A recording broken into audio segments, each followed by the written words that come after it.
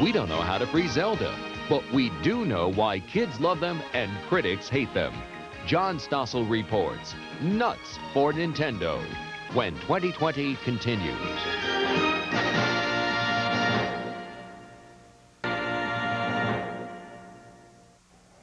It may be the most addictive toy in history, and it's definitely the hottest thing this Christmas. Nintendo video games. They first arrived from Japan 3 years ago, and now millions of American kids are hooked and mesmerized. When they do stop to talk, it's in a language only they understand. Well, John Stossel went out to discover the secret of Nintendo's success, but first he had to find one. New York City, early in the morning. Before the toy stores open, they're lined up outside. I'm in line too because the director of 2020 said, "Stossel, I hate to ask, but you've got to help me get my kid a copy of Super Mario Brothers 2. This man came all the way from Indiana to get one. He came 1,000 miles just for this game? Yes. I've done 7 stores a day for 3 weeks now, and I cannot find it. I have to live with my kids for the rest of the year, so I have to have this on Christmas Day. So to please the kids, they line up at the few stores that have been able to get copies of the hottest Nintendo games, Mario 2 and The Adventure of Link. I have Super Mario Brothers 2. Now what's Nintendo, you ask, and why should you care? Well, I think it's something you should know about because it's captured America's children. School bus drivers report the kids are talking less about clothes and sports and what Joe did to Jane, and more about... When you get to those things that go up and down, you just jump on them. After school, even on the day that brings the first beautiful snowfall of the season. Everyone's eager to get inside the house so they can rush to get to the television set. Now, usually they don't play together. We invited them to a Nintendo party. They pop the cartridge into this deck, which attaches to any television set. These controls direct the characters. The better your eye-hand coordination, the better you do. Never has there been a toy that's been this successful. Bruce Apar is editor of a magazine that follows the industry. How big a hit is this? This is as big or bigger than anything the toy industry has ever seen.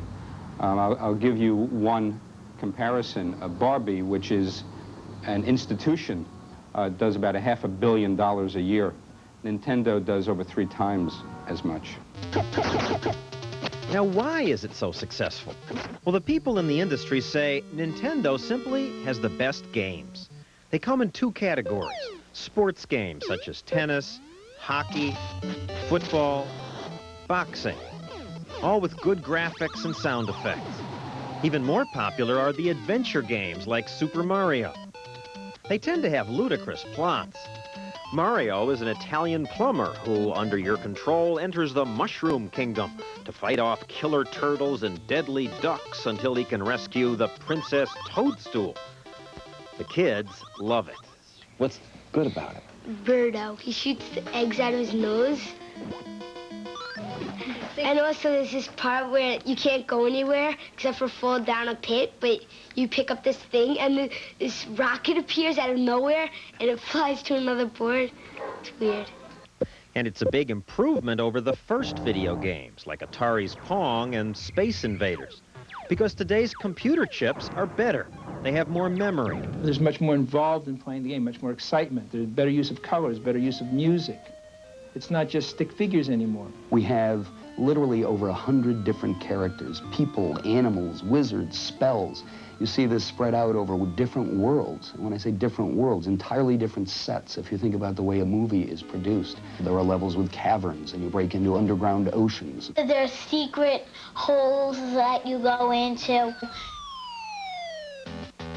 The kids delight in finding new twists to the games, secret passages they didn't discover the first times they played, bizarre new weapons.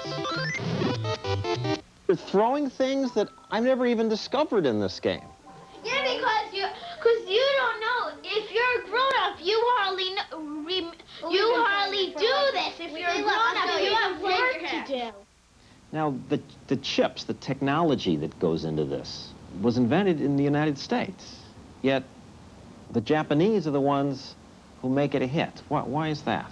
Nintendo is a 100-year-old company in Japan, and they learned their lessons well. When buyers lost interest in the first generation of video games about 4 years ago, Nintendo quietly watched as American companies quit the business. Nintendo then bought licenses to the best of the arcade games. They created new games by getting independent designers to compete against each other for the right to work with Nintendo.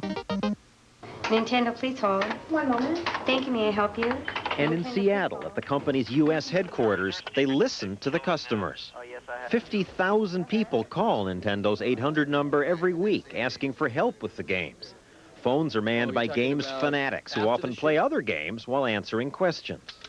What that is, when you're at that link, though, you're almost at that point. Okay, what you want to do is, like I said, jump on the guy with the carpet. In Japan, the games are an even bigger success. These people are upset because even after waiting all night, they were unable to get their kids a new version of a game called Dragon Quest. In the U.S., it's mostly Mario that they want. The last Super Mario Bros. 2 was just sold. Well, they get upset. Well, they say, oh, can you take my name? Can you take my credit card, please? Can you do something? My kid wants it. His friend has it, and they're not friends anymore because he doesn't have it. All this makes me wonder, is the shortage real, or are they holding back supplies to increase the mystique? Coleco denies it, but industry insiders say that's exactly what happened with their Cabbage Patch doll a few years ago. The company shipped fewer dolls to increase the excitement. Today, some people in the toy business suspect Nintendo's holding games back. And while videotaping in Japan, we did see plenty of the hard-to-get cartridges. The company denies that it's holding back.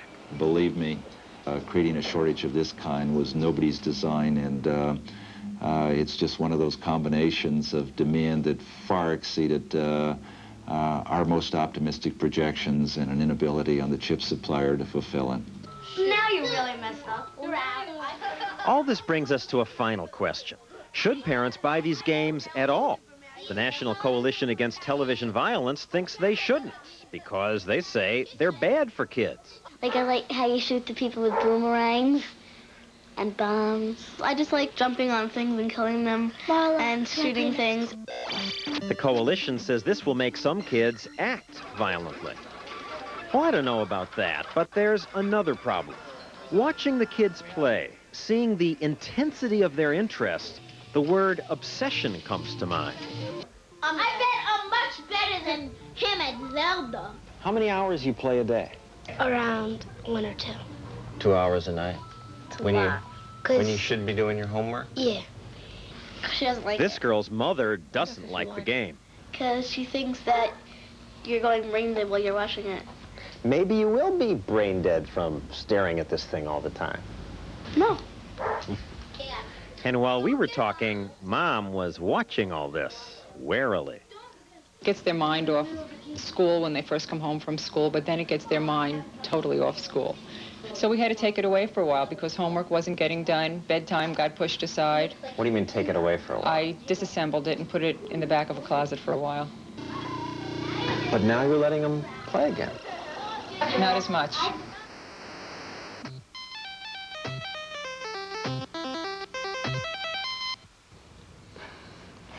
John, what's your feeling after watching this? Does it make them, brain dead, as you said, or isn't there a certain amount of imagination that you have to use for this game?